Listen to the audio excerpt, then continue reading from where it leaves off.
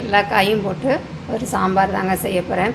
ஒரு கேரட்டு, ஒரு உருளைக்கிழங்கு, பீன்ஸு 4-5 பீன்ஸு, ஒரு முருங்கைக்காய், சின்ன மாங்காயாக ஒன்று கட் பண்ணி வச்சுருக்கேன், பச்சை மிளகாய், வெங்காயம், ஒரு தக்காளி. அடுத்தது பார்த்திங்கன்னா பொரியலுக்கு வெண்டைக்காய் தாங்க. இது பாருங்கள் சூப்பராக இருக்குது. இது எங்கள் வீட்டு தோட்டத்தில் காய்ச்சது தான். எல்லாத்தையும் நல்லா அலசிட்டு தண்ணி இல்லாமல் தொடச்சி வச்சுருக்கேன். ஏன்னா அப்போ தான் நம்மளுக்கு அந்த குழகுழப்பு தன்மை ரொம்ப வராது. பாருங்கள் பிஞ்சாக அழகாக இருக்குது. வாங்க இது எப்படி செய்கிறதுன்னு நம்ம பார்த்துக்கலாம். இப்போ காயெல்லாம் கட் பண்ணிக்கலாம். நான் பார்த்திங்கன்னா எல்லாத்துலேயும் ஒரு காய் போட்டு பண்ணியிருக்கேன். சாம்பார் நல்லாயிருக்கும். இது ஃப்ரிட்ஜில் இருக்கும் இல்லையா, ஒத்தையாக அதெல்லாம் க்ளீன் பண்ணியாச்சு. இந்த மாதிரி சாம்பார் எல்லா காய்களையும் ஒன்று போட்டு சாம்பார் வைக்கும்போது சாம்பார் ரொம்ப டேஸ்ட்டாக இருக்குங்க, நல்லாவும் இருக்கும். ஒரே காயை போட்டு செய்யாமல் என்னைக்காச்சும் இந்த மாதிரி சாம்பார் செஞ்சு பாருங்கள். நான் இருக்கிற இடம்லாம் பார்த்திங்கன்னா எல்லோரும் கத்திரிக்காய் மட்டும் போட்டேம்பாங்க. அதேமாதிரி எல்லா காயும் போட்டு ஒரு நாளைக்கு சாம்பார் செஞ்சிடலாம். கத்திரிக்காய் மட்டும்தாங்க இல்லை, அதை நேற்று போட்டு சாம்பார் வச்சு காரக்குழம்பு வச்சுட்டேன். இதேமாதிரி எல்லாத்தையுமே கட் பண்ணிக்கலாம். சட்டியில் எண்ணெய் ஊற்றிக்கலாம்.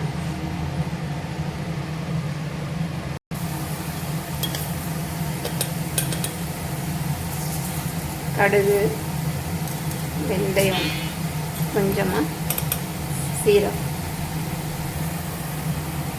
வெங்காயம், சின்ன வெங்காயம், 2 பச்சை மிளகாய் இதையும் சேர்த்து இது கூடவே வதக்கிக்கலாம். ஒரே ஒரு தக்காளி, ஏன்னா நம்ம மாங்காயெல்லாம் சேர்க்கணும்ல, மாங்காய் புளியெல்லாம் சேர்க்கும்போது ரொம்ப பிடிக்கும். அதனால் ஒரே ஒரு தக்காளி.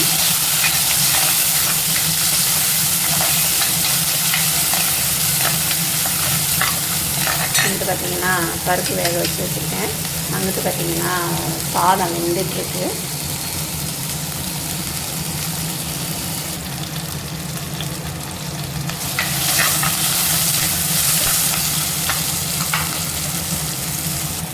தக்காளி வதங்கிடுச்சு. நம்ம கட் பண்ணி வச்சுருக்க காயையும் சேர்த்துக்கலாம்.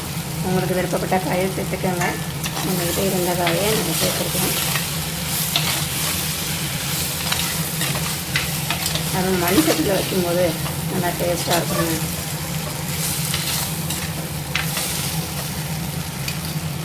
நம்ம வீட்டில் அரைச்ச மசால் தூள் இருக்கு இல்லையா, அதை சேர்த்துக்கலாம். காரத்துக்கு தகுந்த மாதிரி சேர்த்துக்கோங்க. அப்புறங்க இது வீட்டில் அரைச்ச மசால் தூள் தான். வீடியோவாகவும் போட்டிருக்கேன் பாருங்கள். தேவையான அளவு மசாலா தூள் சேர்த்துக்கலாம். இது ஒரு கலர் வச்சு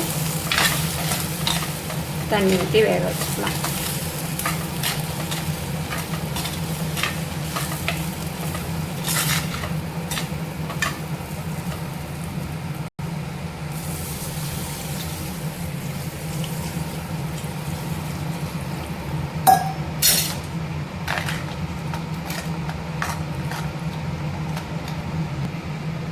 வந்துருச்சு.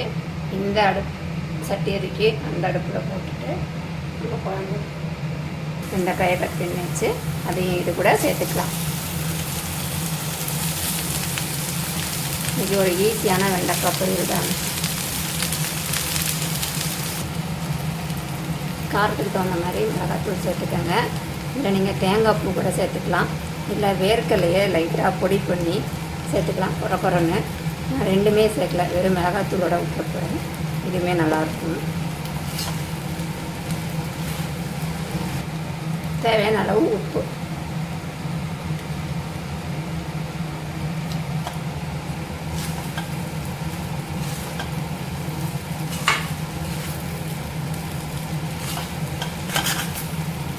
அவ்வளோதான், வெண்டைக்காய் பொரியல் ரெடி ஆகிடுச்சு. இதை தூக்கி நான் அந்த அடுப்பில் மாற்றிட்டு அந்த அடுப்பில் உள்ளதை இந்த அடுப்பில் மாற்றினா இது சிம்மிலேயே அந்த மிளகாத்தூளோட பச்சை வாசனை போயிடும். நம்மளுக்கு வெண்டைக்காய் பொரியல் ரெடி ஆகிடும். இது நான் அடுப்பில் மாற்றி போட்டு சாம்பார் எப்படின்னு காட்டுறேன் பாருங்கள். சாம்பாரில் உள்ள காயும் நல்லா வெந்துருச்சு. நான் கொஞ்சமாக புளி கரைச்சி வச்சுருக்கேன், அதை இது கூட சேர்த்துக்கலாம்.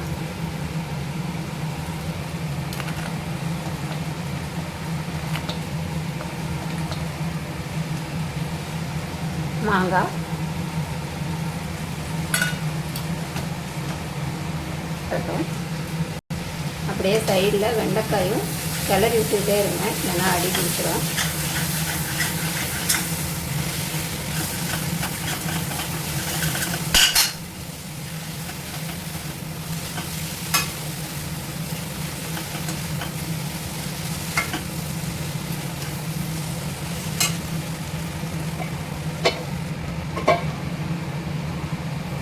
குழம்புக்கு தேவையான அளவு கல் உப்பு சேர்த்துக்கணும்.